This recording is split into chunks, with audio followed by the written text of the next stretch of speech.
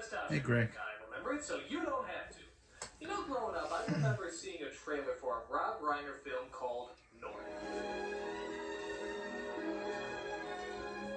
Even though I never saw it, it looked harmless enough. Sort of a quirky comedy about a boy who divorces his neglecting parents and searches the world for better ones. It just looked like any other average family comedy. But what really drew my attention to it was the Siskel and Ebert review. It's junk. First class junk. It's a movie that makes me cringe even when I'm sitting here thinking about it. It's embarrassing. You feel unclean as you're sitting there. I hated this movie as much as any movie we've ever reviewed in the 19 years we've been doing this show. Yikes. Damn. That is harsh. I mean, these are the guys that reviewed Batman and Robin, Kazam, the Super Mario Brothers movie, and the Tom and Jerry movie, and this is the movie that made them feel unclean? What the hell could be in it that could be so bad? Come on, kids, let's find out. Okay, so it starts out with North, played by Elijah Wood, as he listens to his parents. Oh, it's the kid from The Good Son. Played by Jason Alexander and Julia Louis-Dreyfus. And I was inspecting pants before you even started wearing them. Oh, it's George Costanza from Seinfeld. You'll never know. North starts to, for some reason, have a panic attack. Didn't have to book the Himmelmans non-stop to bunker during Einstein knew arithmetic. Do you know who I am? Dude, kid, your parents are arguing. All parents do that. It's not like you're possessed by the One Ring of Power. I don't know. Don't. As he loses consciousness more and more, we hear the narrator, played by Bruce Willis, explain why. Yes, North was having a difficult time with his folks, and it was putting a damper on what was, in all other respects, a very successful life. Yeah, nice read there, Bruce. It's like he knew this movie was a stinker, so he tried to get over with as quickly as possible. North was in a jam. He really didn't relate to his parents. Next page. He decided he needed to change, so he roamed the earth until he found the parents he was looking for. Where's my check? There it is. Gotta go. Oh, well, that shut him up. What's the matter? Head loose in his pants. What? Head loose in his pants. Wait, what? Head loose in his pants. Okay. Alright. You can't let a line like that go by and not have somebody make fun of it. So, here are my jokes.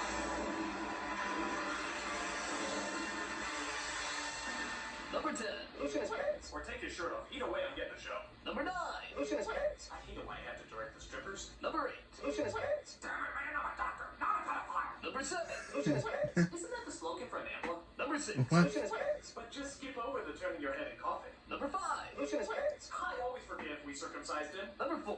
Loose in his pants. Now we're going to see why his last name is Wood. Number 3. Loose in his pants. Elaine wants to see if he's truly sponge-worthy. Number 2. Loose in his pants. You know, when you said we were having the other white meat, this isn't what I had in mind. And the number 1 joke to be made about this scene is... Loose in his pants. If anyone asks, Art Vanderlei did it. Plenty of Paul! Yeah. So it turns out North is sort of a child prodigy, loved by all except his own parents. So he relaxes in his secret place, which is ironically in the middle of a display room, which everyone can see, so not really a secret. Yeah. But he comes across Bruce Willis as a bunny. What? I really wish I was making that up. Who are you? The Easter Bunny. And I'm a hobbit, blow me. Oh, it's a holiday. How about yours? Not lately. I had a real bad game today. How bad was it? I walked 9 Panthers and hit my coach's wife with a wild pitch. It's my folks. They don't know what a good thing they got in you, right? Exactly. And they're the only ones. You should hear what all the other parents say about me.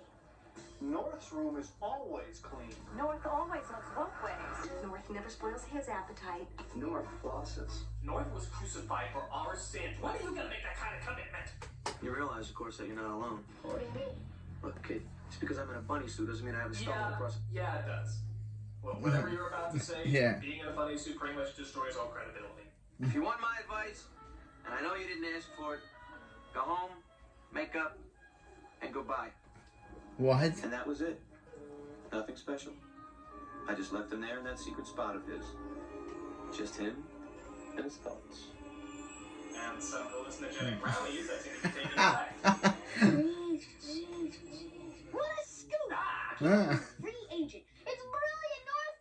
Mwah. Thanks, prepubescent Larry King. So he tells his friend Wincho, who works at the school paper, about his plan to possibly divorce his parents. But he decides to give them one last chance by giving them a call to talk to them. So he places a call to the pants factory where his father works, where... Wait, What? what the hell? Why is there a... Huh? What? What? What the hell's going on in the background? Who owns this pants factory? Willy Wonka? That's bad. After his dad blows him off, North finally decides to cut the leash and officially divorce his folks, hiring a lawyer played by John Lovitz. Come on, Ann, these folks are gonna fight it. Of course they are. They're not going to take this lying down. And Get it? They said lying down and now they're lying down. yeah. I just wanted to explain that because, you know, it's so subtle. So they go to court where the judge, played by Alan Arkin, is about as plausible as that idiot who judged the Anna Nicole Smith trial. Even though both sides will be What? saying things and I will be hearing them, it is still not a hearing. The what? No doubt, you'll all be hearing the same things that I am hearing. That's your privilege. However, once both sides have been heard, then it'll be my job to pass judgment. Obviously, you can all pass judgment too, but it won't count. You know, it was a very bold move on Reiner's part to deprive this movie of charm. The film had a couple of clever moments, but this director said, nope, that's what they keep expecting us to do. I made myself clear to the defense. Your Honor, the defense rests. Really? Wow. Really? I mean, wow. That is the worst joke I've ever heard in my entire life. Yeah, They it's did over. it! They did it! They made the worst joke of all time! Give them a round of applause, everybody! It's incredible!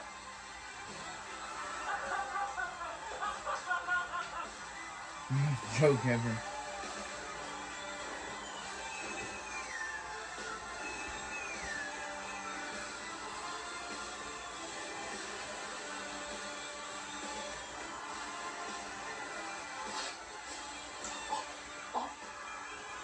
So, North has the summer to find his new parents, or they'll apparently put him in an orphanage. And if any of you has ever seen The Little Rascals, you know that's no day at the beach. I like to judge things by 1920s comedies, instead of those useless facts or statistics. So North first heads to Texas, where he tries spending time with his first set of parents, played by Dan Aykroyd and Reba McEntire. Well, I reckon we'll wake up early and eat, and then we'll dig for oil and eat. Then we'll rope some doggies, bust a few broncs, and then maybe we'll grab a bite to eat. Wow. I mean, there's stereotypes, and then there's this. I mean, this isn't even how people in Texas dress. This isn't even how cowboys dress. This is like how ice skaters dressing up like cowboys dress. Sorry.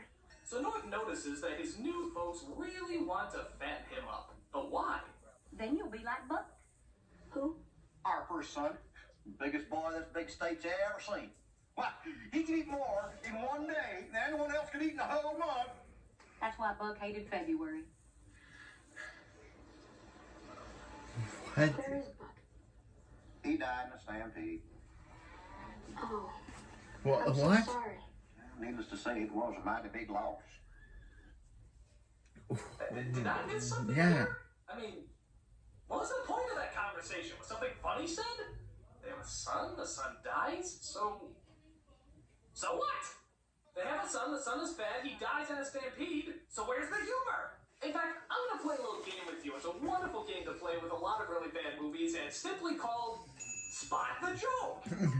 All right, listen closely. There has to be some humor in here somewhere. He can eat more in one day than anyone else could eat in a whole month. No, nothing funny yet. That's why Buck hated February. Not even a giggle. He died in a stampede. I'm so sorry. Needless to say, it was a mighty big loss. Oh, wait a minute! Big loss! Because he's fat! And dead! And fat dead people are apparently hilarious! 35 seconds of build-up for a fat dead person joke. Oh, I hope you enjoyed playing. Tune in next time, which will probably just be in a few seconds. Ready, Paul? Ready, Ma? We had a son who was traveled by a ton of Longhorn. Hello! Song? He's Yeah! song. There's a song in this movie, even though there's not one anywhere else. The funny song? No. Yeah. Oh, this must have been that missing Beauty and the Beast song. Be our hostage. You'll grow more on a chain of stores, Mary Betsy Lou. This is awful. I haven't heard music this bad since Rudy Woodpecker sang Right at the Valkyries at the Lyric Opera. What is going on?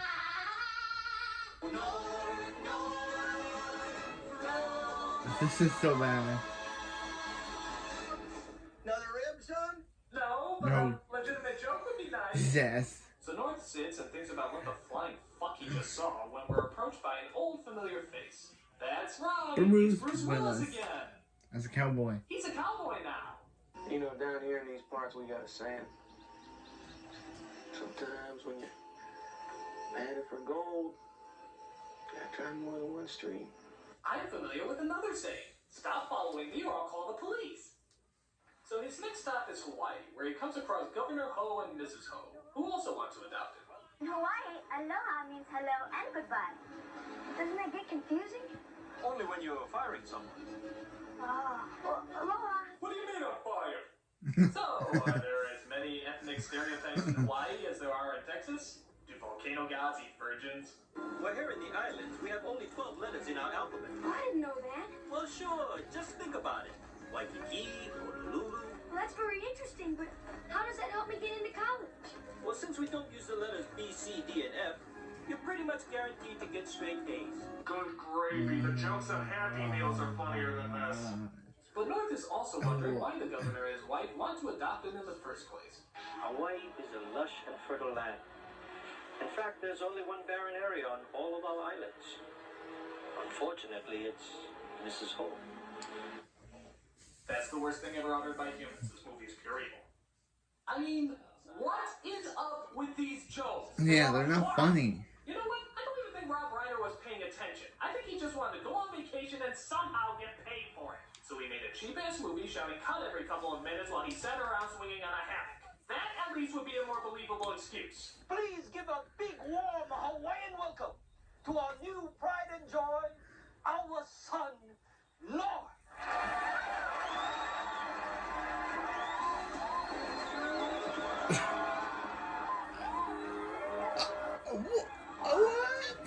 What is that? Son, that'll be in every airport, along every highway. My crack? What gives you the right to show my crack in every highway? I agree, that needs an answer. Yeah. I'm the governor of a state that's running a little low on self-esteem. He's right. This is terrible. I can't even. Excuse me, but what does this have to do with my crack? Again, a legit point. If you lived here in Hawaii, people would be more inclined to settle here. I don't know. I need some time to think, okay? Yes, like what the hell does any of this have to do with his motherfucking crack? How would that promote tourism? It's disgusting. Whenever people visit Hawaii, they want them to think of pale boy butt? What is this movie's fascination with Elijah Wood's nether regions? Oh, by the way, Bruce Willis pops up again. Yeah, I guess he's supposed to be like a The surfer. mysterious mentor that follows him around, but I don't know. I think he's more like the annoying mushroom that says our princess is in another castle. You just want to smack him every time he appears. But I don't think I should settle for parents who have to show my most private crevice on a billboard to make them feel better about themselves. That's nothing. You should see what Governor Palin is doing with her kids. Ooh. And speaking of Alaska, that's where North is off to next, where the plane lands on the ground and... Wait, what? Yeah.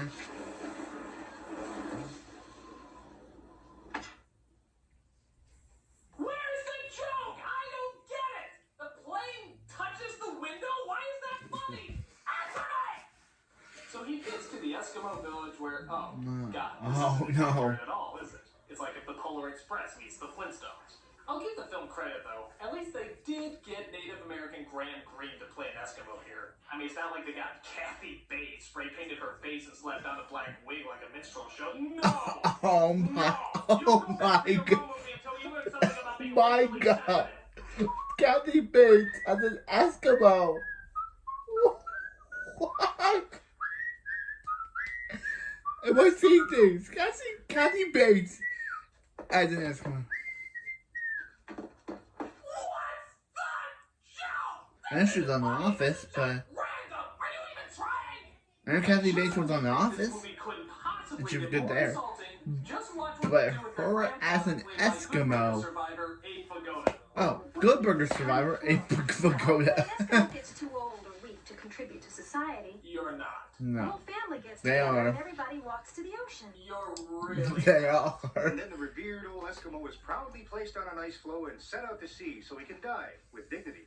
Yes, apparently Eskimos get in line to shove off their old farts while a ticket holder moves the line along while they say goodbye. Good fuckity God. Oh, don't worry about him, North. He's had a great life. Oh He's my. happy to sit Oh stay off my before he starts God. embarrassing himself. Come on, let's go. Oh This is no my surprise to you, is it? God. Man, let's go. Don't act like you don't know what's going on. Come on, let's go. First of all, when this was done, it was done in times of famine, not just because they were old. Second, this was incredibly rare and only done as a last resort. Third, this happened eons ago. Nobody does it anymore. I mean, did you do any research? Do you know anything about how the world works? Read a fucking book! Meanwhile, back at home, the real parents of North are put on display in the museum because I guess they're still comatose. And apparently, Rob Reiner thinks this is still funny. Well, Now it's take not. questions. Oh, it's Ben Yes, how Stein. long are you going to milk this joke? Oh, and remember that newspaper kid who printed the story originally? Yeah, the film's only decided he's a villain. You see, all the kids in the world are now threatening to leave their folks and hire John Lovitz as their lawyer, which somehow propels him and his new partner, the child newspaper editor, into being the most powerful and richest Terminator people 2 in reference? the world. Okay. As we speak, grown-ups across this great land of ours are feeling humiliated. They blame North for all their frustrations. Do you realize how many of those NBA empty Jam? grown-ups would like Was that a nothing real better thing? than to do away with I guess all it was their because it was an families? arcade. God, it's a young Dick Cheney. For North to be modern, doesn't he have to be killed by one of those angry parents? Well, maybe we'll get lucky. It is Dick Cheney! So North then travels to, oh great, we're making fun of the Amish now. Wonderful, classy. Really? I'm thine your father. They're making fun of the Amish. Who art my wife, art thine your mother. And these are thine your brothers, who art named Ezekiel. I have always dreamt of a life without the ever-present nuisance of electricity. Just let me grab something from the plane. Oh. That wasn't a good joke at all. And So he goes to Africa, where of course everyone is in a grass hut. Drops by China, where everyone hails him as some sort of emperor. Why don't you have him just drop by France, where everyone wears berets, smokes, drinks wine, and every TV channel has 24 hours of Jerry Lewis? It's the next scene, isn't it? of course. Orange. Finally, North seems to come across a nice family with a father played by John Ritter. Oh. They have a white picket fence, eat dinner together, and even gave birth to Scarlett Johansson. That was nice of them. Scarlett They Johansson. treat North like he's one of their own. The only downside is this would be his new brother. No, not Macaulay. So while his new family seems downright perfect, North, for some reason, still isn't satisfied. North, we just don't understand why you're leaving. Neither do I. The script forgot to give me a reason, so bye. Just gotta be alone. We're going to miss you too. And so will Oliver. Thank you. And I look forward to seeing your ass in Lost in Translation. Yeah. So he walks back to New York. I look forward to seeing you in Avengers Endgame. In the MCU. Beautiful young lady. If you walk by quietly, maybe he won't notice you. Oh, you're coming by Bruce. Joey Fingers, nice to see you. And you are? North. Always been one of my favorite directions. Huh. This film is so bad you'd think they would have used that joke earlier. But nope, they were saving it. So North wonders what he's gonna do when the mythical powers of Willis's wisdom finally puts everything into perspective. We've realized something that takes most people a whole lifetime to figure out. And some people never figure it out at all. That a bird in the hand is always greener than the grass under the other guy's bushes. I hate you. So Willis drives him off at the airport so North can meet up with his folks, who I guess finally snapped out of their coma. And remember, kid, if you can't stand the heat, stay out of Miami. Well, what does that metaphor mean? What metaphor? You ever been down there in August? Your balls stick to your leg like crazy glue. You know, for kids. Where do you think you're going? I'm going home. Not in this plane, you're not. Why not? It says here you're dead. But I'm not. How can I be sure? I'm standing here talking to you. I know, and that scares me. And since I don't scare you... And one uninspired comedy routine later. What's he doing? He's trying to get back to his old parent. It'll ruin everything. Let's get him. So the kids chase him down when suddenly... Okay, wait a minute. That was 2 minutes without a Willis cameo. That's not even enough time to change costumes. What are you? Some kind of guardian angel? Well, I guess you can say that. Because in a manner of speaking, we at Federal Express feel that we are guardians. Guardians of your most important packages and priority communications. Federal Express. Our creepy Bruce Willis stalkers are here to serve you. So Willis finally gets him home. As it turns out, his parents aren't there. They're at his secret spot, which apparently wasn't so secret if they knew about it, waiting for him to show. And who else should be there but the judge, of course, wearing the robe and everything. All right, you wait here. I'll go look for him. Good idea. Bad idea. Let me remind you, the ruling stipulates that North is supposed to be in the... That's 2 parents and 4 arms. You know, no offense, Judge, but I put more stock in the dancing Edos. They at least had a little bit more class than you do. So North rushes to a secret spot as the spawn of Cheney apparently has a henchmen there waiting to kill him. Just how powerful is this kid? Does he also have an army of demons at his beck and call?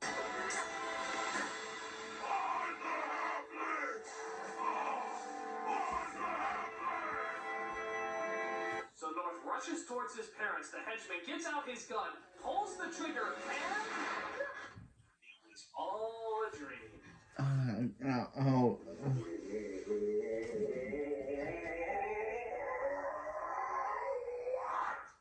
You actually went to the lowest common denominator and made it all a dream? You ass of shit! You still here? Must have fallen asleep. Come on. I'll give you a ride home. Yeah, along with all the other But you great gave lessons him of the this movie, idea. take rides from strangers, especially if they dress up like the Easter Bunny. That's a good idea. Thanks a lot, mister. Don't mention it, kid. And remember, be it ever so humble, there's no place like home. Yup. An hour and a half of unfunny jokes, ethnic stereotypes, and hate-filled stupidity just for something you'd see on a Welcome Mat. I hope you enjoyed this journey of racist insensitivity. Allow us to replace the credits with the words, "We're sorry," 100 times. This movie is amazing. It actually goes beyond belief. In today's PC world, for a film like this to get made, let alone for kids, it's scary as shit. How could anyone greenlight this? How could anyone sign on for it? How could they get all these big-name stars for such an ugly piece of cinematic prostitution? Maybe Rob Reiner thought he had too many good films and needed a bad film to even it out. Personally, I now see why Siskel and Ebert hated this film so much. And I really agree with Roger Ebert when he ended his review by saying, I hated this movie. Hated this movie. Hated it. Hated every simpering, stupid, vacant, audience-insulting moment of it. "You're too fucking nice!" I'm the nostalgia critic. I remember it, so you don't have